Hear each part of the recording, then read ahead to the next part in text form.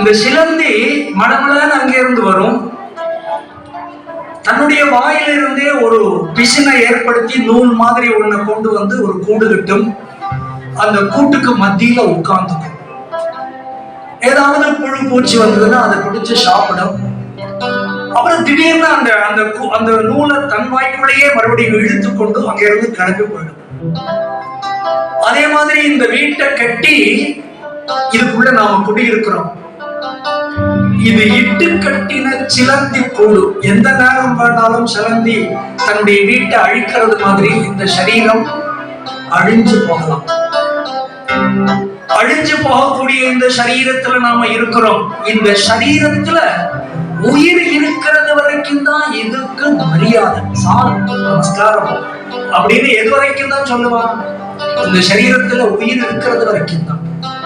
உயிர் விட்டு போனால் மிக்க வெட்க கேடு. உயிர் விட்டு போனால் மிக்க வெட்க கேடு. உயிர் விட்டு போனால் மிக்க வெட்க கேடு. உயிர் விட்டு போனால் மிக்க வெட்க கேடு.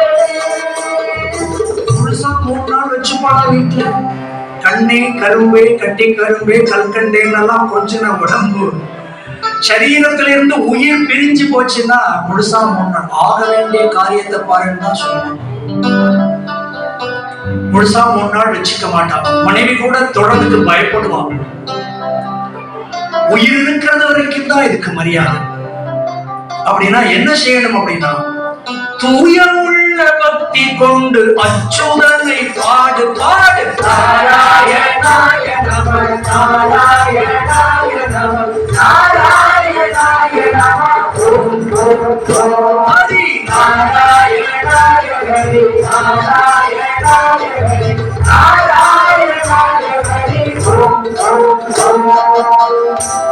வச்சிருக்கிற உறவுகள், சம்பாதிச்சிருக்கிற பணம், சொத்து எதுவுமே கடைசி காலத்துல வராதுன்னு சொன்ன உடனே அவன் பாதி பேர் இப்ப நாம சொல்ல ஆரம்பிச்சுட்டான், எனக்கு இதுதான் கதி.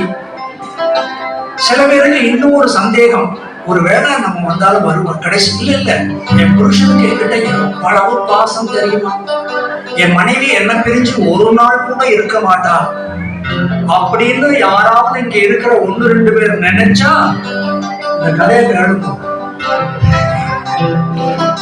என்ன கதை அப்படின்னா, சன்னியாசி ஒருத்தர் ஒரு கிரகஸ்தன் இல்லறம் பேரன் பேத்தியோட வாழ்ந்துட்டு இருக்கிறார். ரொம்ப வயசாச்சு, எல்லா கடமைகளும் முடிஞ்சு போச்சு.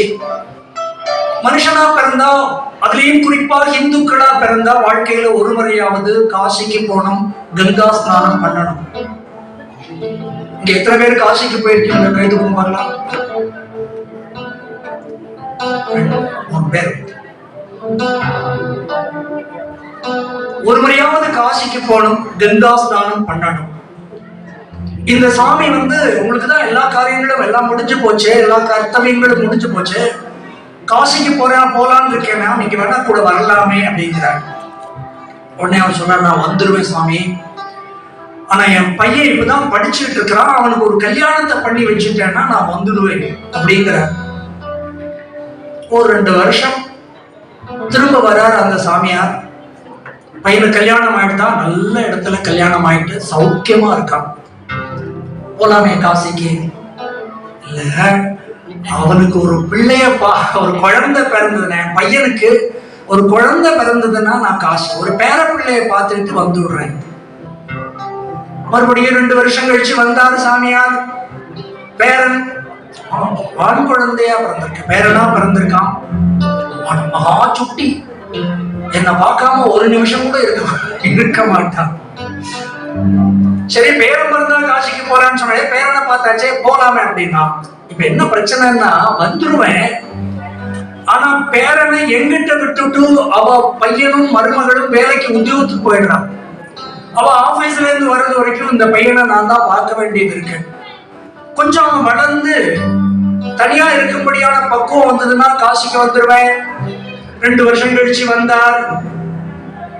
அவ ஆபீஸுக்கு போறார், பேரனை ஸ்கூலுக்கு கூட்டிட்டு போறது நான் தான் கூட்டிட்டு போண்டி இருக்கு. அதனால அவனா ஸ்கூலுக்கு போக ஆரம்பிச்சுட்டானா நான் வந்துருவேன். மறுபடியும் 2 வருஷம் கழிச்சு வந்தார். இந்த பாவி மனுஷன் சொல்றார், சாமி என் பேர பிள்ளைக்கு ஒரு கல்யாணத்தை பார்த்து. அவர் நினைச்சா இவன் தாசாமி ஜென்மத்துக்கும் காசிக்கு வரப்போறது இல்லை. ஆனா இவர்கிட்ட ஒரு கருணை, இந்த பந்தங்கள் எல்லாம் சத்தியம், இதெல்லாம் யதார்த்தம் அப்படின்னு இவர் நினைச்சு ஏமாந்து போறார். அதனால இந்த உலகத்தினுடைய உண்மைத்தன்மையை அவருக்கு புரிய வைக்கணும் அப்படின்னு சொல்லி, சாமி இவெல்லாம் உங்கள்ட்ட அன்பு காட்டுறான்னு நினைக்கிறா? என்ன சாமி சொல்லிட்டீங்க, அவ்வளவு அன்பு, அவ்வளவு அன்பு என்கிட்ட. சரி நீங்க ஒரு காரியம் பண்ணுங்க, நான் ஒரு மாத்திரை தரேன், இந்த மாத்திரையை நீங்க சாப்பிடுங்க. சாப்பிட்டா உங்களை பார்த்தா நீங்க பிணம் மாதிரி ஆயிடுவீங்க, உடம்புல ஒரு அசக்கம் எதுவுமே இருக்காது. ஆனா சுத்தி என்ன நடக்கிறதோ அதெல்லாம் உங்களுக்கு நல்லா தெரியும். சாமி மாத்திரை சாப்பிட்டுட்டு அப்படியே செத்து போயிட்டா என்ன பண்றது? ஒன்னும் கவலைப்படாத, தக்க சமயத்துல நான் வந்து காப்பாத்துவேன். சரி இவெல்லாம் உண்மையா என்கிட்ட அன்பு காட்டதானே சேரா, இவர் ஏன் இந்த சாமியார் இப்படி சொல்றாரு? என்ன இருந்தாலும் அதை பாத்துடலாம் அப்படின்னு சொல்லி மாத்திரையை முழுங்கினார். கொஞ்ச நேரத்துல டெட் பாடி மாதிரி ஆயிட்டார், படுத்து படுக்கையா இருக்கார். தாத்தா தாத்தான்னு பேரன் வந்து உழுக்கிறான். என்னங்க என்னங்க அப்படின்னு கிழவி அவன் மனைவி வந்து உழுக்கிறார். அப்பான்னு கதறான் பையன், பேச்சு மூச்சு இல்லை. உடனே ஒவ்வொன்றும் ஒப்பாரி வச்சு அழ ஆரம்பிச்சு அத்தனை பேரும். இந்த மரண வீட்டுல வேடிக்கை பார்க்கறதுக்கு நிறைய விஷயங்கள் உண்டு. இது வரைக்கும் நீங்க அதெல்லாம் பார்க்கலன்னா இனிமேல் பாருங்க. என்ன அப்படின்னா, ஓன்னு அழுவா, ஒப்பாரி வச்சு என்னென்னமோ சொல்லி அழுவா. அது அவளுக்கு தான் தெரியும், எல்லாம் சொல்லி அழுவா. அப்படி எவ்வளவு நேரம் தான் அழ முடியும்? அப்புறம் கொஞ்சம் கொஞ்சமா வால்யூம் குறையும், அப்படியே அமைதியா இருக்கும். திடீர்னு யாரோ ஒருத்தர் பஸ் ஸ்டாப்ல இருந்து இறங்கி வர்றான்னு பார்த்தோம்னா மறுபடியும் வால்யூம் கூட்டும், மறுபடியும் அழுவா. இந்த அழும்போதெல்லாம் என்ன சொல்லி அழறான்னு கொஞ்சம் கவனிக்கணும். என்ன சொல்லி அழுவானா, இந்த செத்து போனவனுக்காக யாரும் அழவே மாட்டான், செத்து போனதுக்காக அழ மாட்டான். என்ன சொல்லுவானா, வர தீபாவளிக்கு எனக்கு புடவை வாங்கி தரேன்னு சொன்னையே, இனிமேல் யாரு வாங்கி தருவா?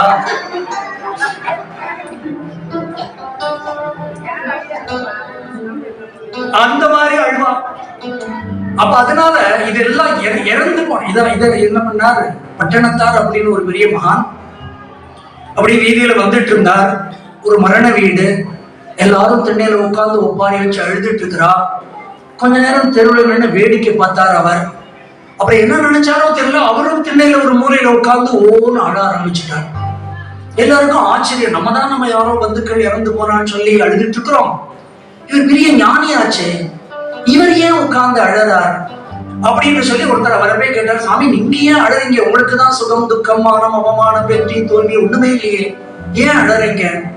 அவர் சொன்னார், நான் இந்த செத்து போனவனுக்காக அழலப்பா, இந்த செத்து போனவனுக்கு நாளைக்கு சாகக்கூடிய இவ்வாளையெல்லாம் பார்த்து நான் அழுதுகிட்டு இருக்கேன் அப்படின்னு.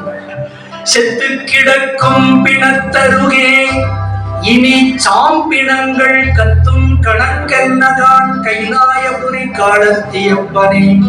நாளைக்கு இவா செத்து போவாளே, அதை பற்றி இவா ஒண்ணுமே கவலைப்படாம செத்து போனவனுக்காக அழுதுட்டு இருக்காளே நினைச்சு அழுதுட்டு இருக்கேன் நானா.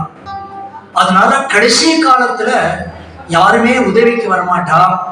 உடனே எல்லாம் இங்க ஒப்பாரு, நம்ம இவரு மாத்திரை கொடுத்து படுக்க வச்சிருக்கோம், மறந்துடக்கூடாது.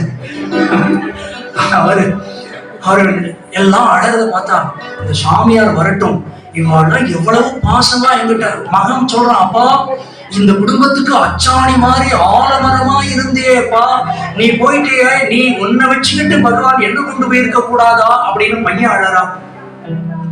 இந்த கிழவி, பல்லில்லாத கிழவி பேசாம இருக்க வேண்டியதானே. அவன் ஐயோ நீங்க நான் தீர்க்க சுமங்கலியா போகணும்னு ஆசைப்பட்டேன், நடக்கலையே. நீங்க இன்னொரு 10 வருஷம் இருந்திருந்தா நான் இவ்வளவு சந்தோஷப்பட்டிருப்பேன். உங்களை கொண்டு போன பகவான் என்ன கொண்டு போயிருக்க கூடாதா? இப்படி மாறி மாறி சொல்லி அழுதுகிட்டே இருக்கா. அதெல்லாம் இவர் எல்லாம் தெரியுது இல்லையா?